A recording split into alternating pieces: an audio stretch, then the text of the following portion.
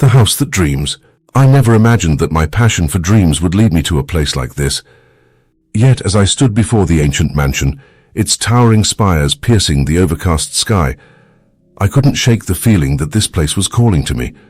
The mansion, known locally as Draycott House, had stood abandoned for decades, its decaying facade whispering secrets of the past to those who dared to listen. As a dream researcher, I dedicated my life to unraveling the mysteries of the subconscious mind. Dreams fascinated me. Their ephemeral nature, their cryptic messages, the way they mirrored our deepest fears and desires. When I first heard the rumors about Draycott House, I knew I had to see it for myself. Legend had it that the house had the power to induce the most vivid dreams. Those who stayed within its walls reported dreams so lifelike they bordered on reality. Some even claimed that the house whispered to them in their sleep, revealing things they wished to forget. Many dismissed these stories as mere folklore, but I was determined to uncover the truth. I purchased the mansion for a pittance, the locals eager to rid themselves of its ominous presence. As I crossed the threshold for the first time, a shiver ran down my spine. The air inside was thick with dust and neglect, and the floorboards groaned underfoot like the house itself was alive. Yet despite its dilapidated state, there was a strange beauty to the place, a sense of history woven into its very foundations.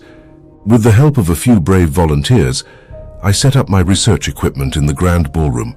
This would be the heart of my experiment, where we would spend our nights in search of the elusive dreams the house promised. Each volunteer had their own reasons for being here, some seeking answers, others simply drawn by the allure of the unknown. As night fell, we gathered around the fireplace, its flickering light casting long shadows across the room. The volunteers exchanged nervous glances, their excitement tinged with unease. I briefed them on what to expect, assuring them that I would monitor their sleep and wake them if anything went wrong. "Remember," I said, "what happens in the dreams stays in the dreams. There's nothing to be afraid of." Little did I know how wrong I was.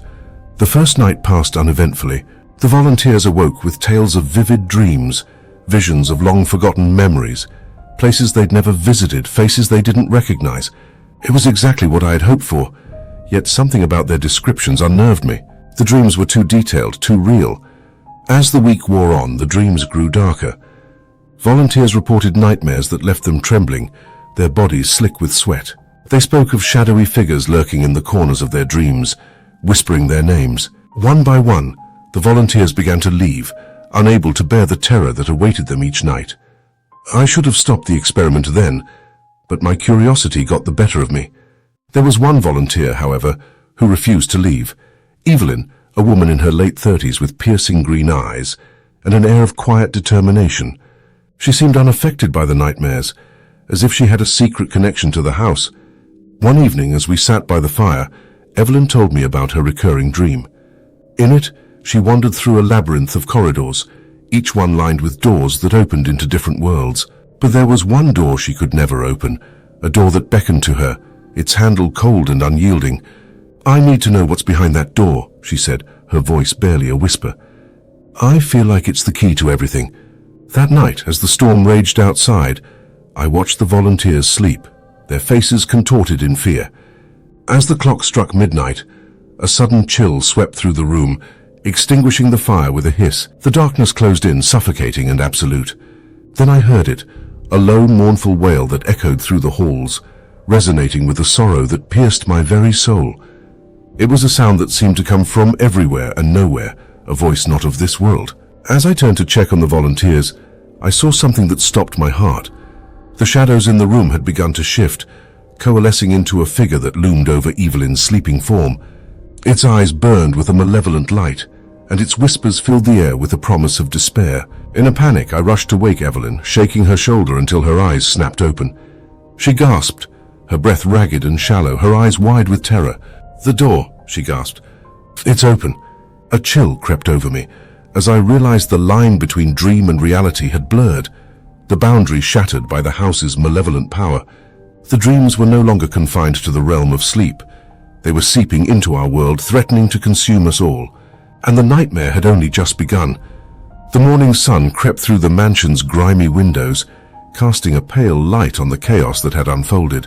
My mind was a whirlpool of fragmented dreams and ominous whispers, yet the memory of the entity's presence loomed large, gnawing at the edges of my consciousness. Evelyn and I gathered the remaining volunteers in the dining room, a grand chamber with a long dust-covered table that seemed to stretch into infinity. The air was heavy with the scent of decay, and the oppressive silence was broken only by the occasional creak of the old house settling. "We need to find the source of these dreams," I said, trying to keep the tremor out of my voice. "There's something in this house, something that's influencing our minds.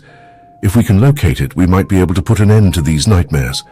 The volunteers exchanged nervous glances, their resolve wavering under the weight of what lay ahead. Only Evelyn seemed unperturbed, her determination a beacon of hope amidst our fear. "I think I know where we need to go," she said, her voice steady and certain. "The basement. In my dreams, it's always beneath me calling out. That's where we'll find the truth." The mention of the basement sent a shiver through the group. None of us had dared to venture below the mansion's ground floor, the darkened stairwell a gaping maw that promised nothing but danger. Yet deep down we all sensed that Evelyn was right. The answer lay in the shadows beneath our feet. Armed with flashlights and a sense of grim determination, we descended the creaking staircase into the bowels of the mansion. The air grew colder and more oppressive with each step, the darkness closing in around us like a living thing. The basement was a labyrinth of narrow corridors and forgotten rooms, each one filled with the detritus of a bygone era. The walls were lined with old furniture, dusty paintings, and the skeletal remains of long-abandoned experiments. My heart raced as we pushed deeper into the gloom, the sense of foreboding growing stronger with each passing moment. As we reached the heart of the basement, we came upon a heavy iron door, its surface etched with strange symbols that seemed to writhe and twist in the dim light. It was a door unlike any other in the house, its presence both ancient and malevolent. "This is it," Evelyn whispered, her hand reaching out to touch the cold metal. "The door from my dreams." The air around us crackled with energy as she spoke, the atmosphere charged with anticipation. A voice echoed in my mind, a low, mocking whisper that sent chills down my spine. "You have come far, dreamer, but the truth you seek is not yours to claim." My heart pounded as Evelyn pushed the door open, revealing a chamber bathed in a sickly green light. The room was dominated by a massive stone altar, its surface carved with intricate patterns that pulsed with an otherworldly glow. Above the altar floated a swirling vortex of darkness, a maelstrom of shadows that seemed to devour the light around it. It was a gateway to another realm, the source of the nightmares that had plagued us since our arrival. The entity stood before the altar, its form shifting and indistinct. Its eyes burned with a malevolence that chilled my blood, and its voice was a low, mocking whisper. "You dare to challenge me," it said. "You who walk the line between dreams and reality. You who would seek to unravel the mysteries of the mind. This place is mine, and I will not be denied." Evelyn stepped forward, her gaze locked with the entity's. "We're not afraid of you," she said, her voice unwavering. "We're here to end this." The entity laughed, a sound that reverberated through the chamber like the tolling of a funeral bell. "You think you can stop me? You are but mere mortals bound by the chains of your own fears. This house is alive with the power of dreams, and it will devour you whole." As the entity spoke, the shadows around us began to writhe and twist, taking on monstrous forms that lurched toward us with a ravenous hunger. The volunteers cried out in terror, their screams echoing off the walls as the darkness closed in. I stumbled back, my heart racing as the shadows reached for me, their icy fingers grazing my skin. Desperation clawed at my mind, but as I glanced at Evelyn, I saw a glimmer of hope in her eyes. "We can do this," she whispered, her voice barely audible over the cacophony of screams. "We can fight back, we can take control." With a surge of determination, we turned our focus inward, drawing on the power of our own dreams. The air crackled with energy as we channeled our thoughts into a force that pushed back against the shadows, banishing them to the corners of the room. The entity shrieked in fury, its form flickering like a dying flame. "You dare to defy me!" it roared, its voice filled with a primal rage. "You will pay for your insolence." As the shadows retreated, we advanced toward the altar, the light of our dreams growing brighter with each step. The entity's form shimmered and twisted, struggling to maintain its grip on our reality. "Together," Evelyn urged, her voice strong and unwavering. "We can end this nightmare." With a final surge of energy, we reached the altar, our combined will shattering the vortex of darkness that hovered above it. The entity let out a final anguished wail as it was consumed by the light, its power broken and its presence banished. The chamber fell silent, the oppressive weight of the entity's influence lifting from our minds. The air was still, and the shadows no longer moved with a life of their own. We had won, but at what cost? As we turned to leave the basement, a chilling thought crossed my mind. The dreams were not gone, merely dormant.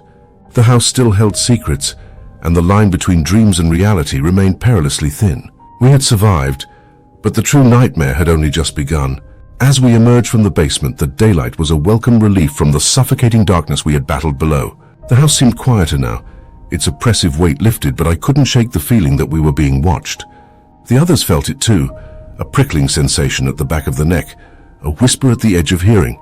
The mansion was still very much alive.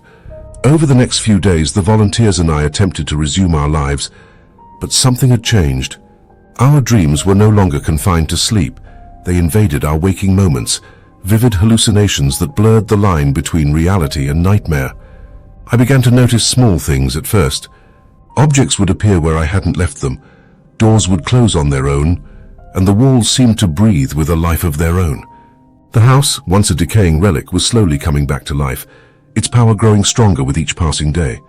Evelyn, ever resilient, was determined to find a way to put an end to the house's influence. She spent her days poring over Jonathan Caldwell's journal, searching for any hint of how we might sever the mansion's hold on our minds. "There must be something we're missing," she said one evening, as we sat by the flickering fire. Her eyes were shadowed with exhaustion, but her spirit remained unbroken. "The house is drawing its power from somewhere. If we can find the source, we might be able to stop it for good." As she spoke, a low moan echoed through the house, the sound so hauntingly familiar it sent shivers down my spine. The volunteers and I exchanged uneasy glances, knowing full well what that sound meant. The entity was still with us. Determined to uncover the truth, Evelyn and I decided to explore the mansion's attic, a place we had yet to venture. The stairs leading up to it were steep and narrow, the air growing colder with each step. As we reached the top, the door creaked open on its own, revealing a cavernous space filled with dust and shadows. The attic was a treasure trove of forgotten memories, its floor cluttered with old trunks, broken furniture, and faded portraits that watched us with unseeing eyes.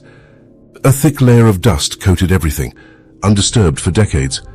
As we began our search, the air grew heavy with the scent of mildew and something else, a metallic tang that prickled at my senses.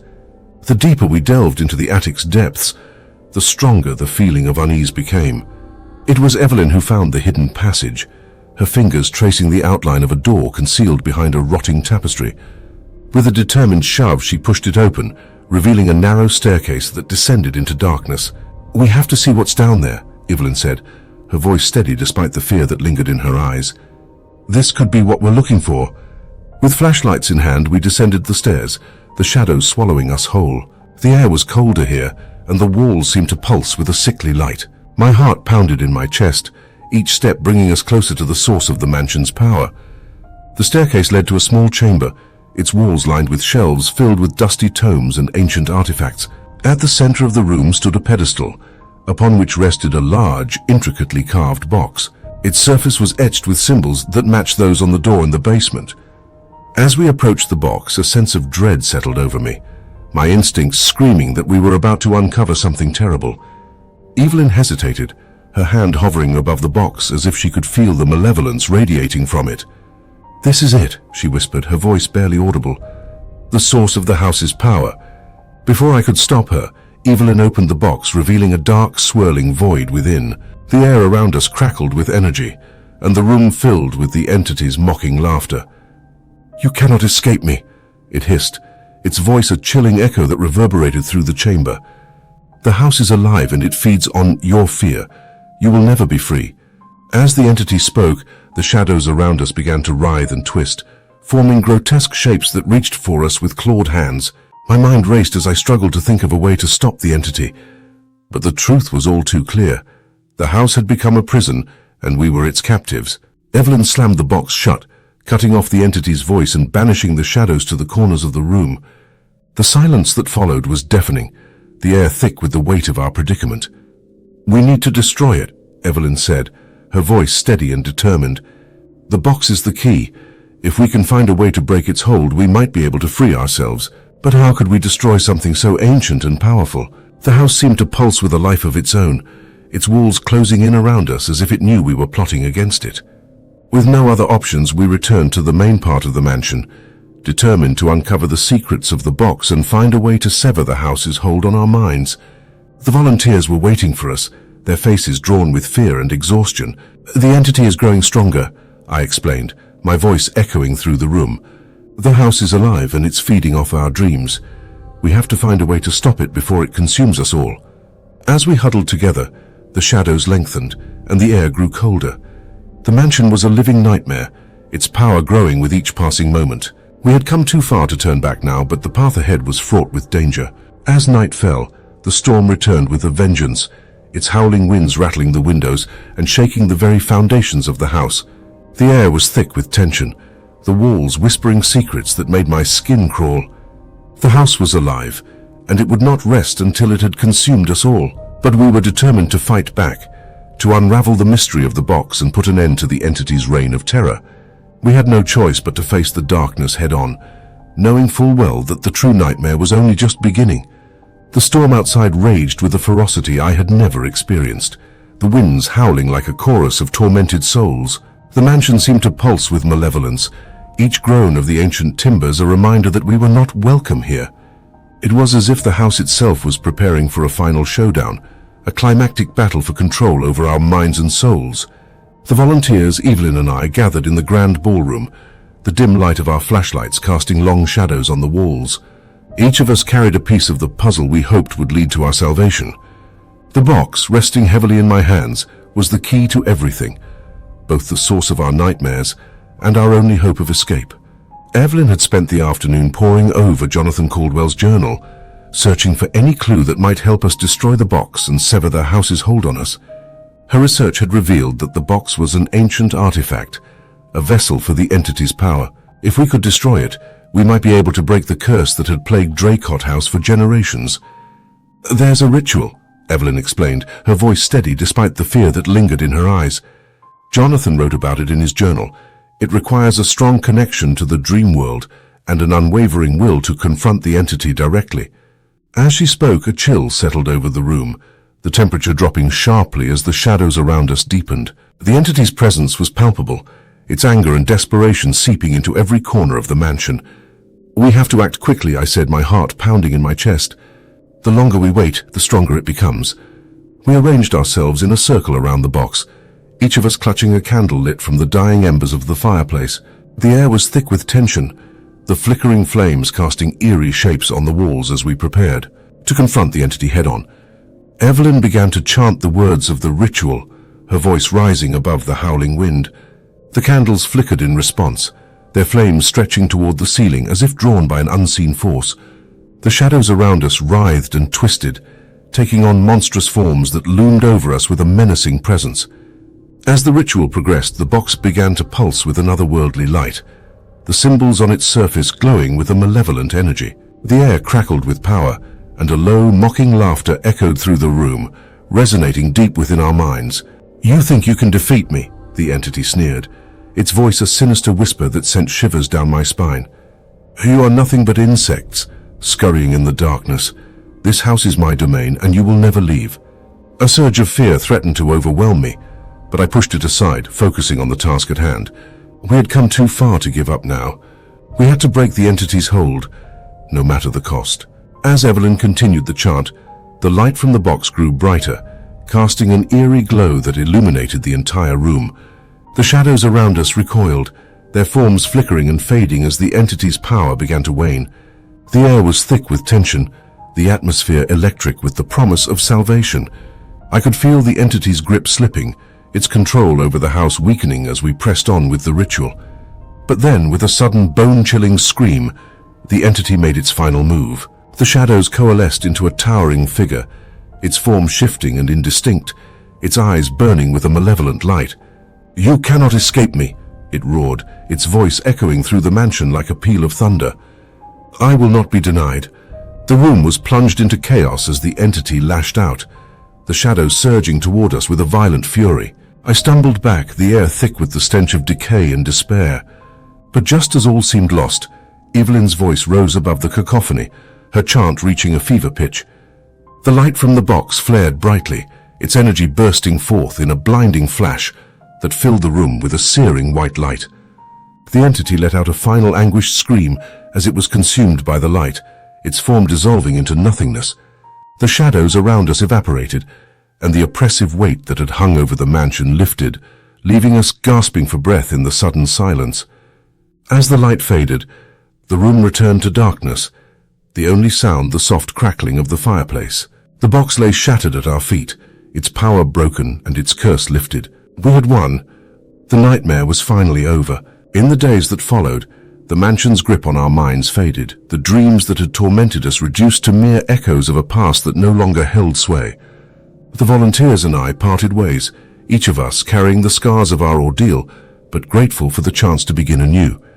Evelyn and I remained at Draycott House for a time, ensuring that its malevolent power had truly been vanquished.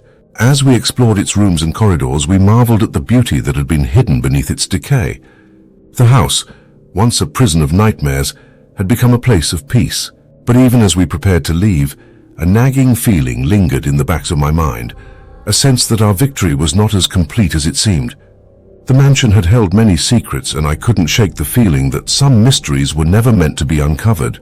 As I stood at the threshold, preparing to leave Draycott House behind, I caught a glimpse of something out of the corner of my eye, a shadow flickering in the corner of the room, a whisper on the edge of hearing. The house was alive, and though we had banished the entity, its presence remained, waiting in the shadows for its next opportunity. With a final glance at the mansion, I stepped into the light of day, the door closing behind me with a sense of finality. We had survived the house that dreams, but the true nightmare was only just beginning.